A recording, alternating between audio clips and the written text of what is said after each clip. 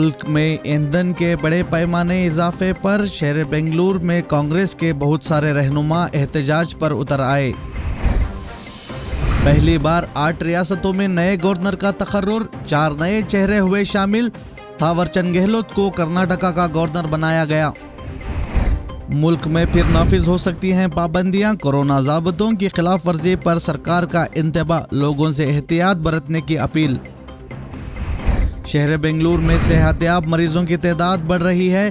कोविड-19 अमवात और नए मामलात में हो रही है कमी। बीजेपी हुकूमतों ने अवाम को बहरान में डालने का गुनाह किया है, प्रियंका गांधी का बयान। अफगानिस्तान के 200 अजला पर तालिबान का कंट्रोल, रूस और तुर्की ने कौंसिल खाने बंद कर दिए, हिंदुस्तान सफारत खाना बंद करने की तरदीद। मोहम्मद अनस, यहिया, इरफान और जाबिर ओलंपिक के लिए मुंतखब। हिंदुस्तानी एथलीट टीम का ऐलान, 31 जुलाई से मुकाबलों का आगाज। शहर बेंगलुरु में रोजाना 800 कुत्तों को रैबिस इंजेक्शन देने का मंसूबा। बीबीएमपी चीफ गुरु गुप्ता ने इंजेक्शन देने की 8 गाड़ियों को दिखाई हरी झंडी।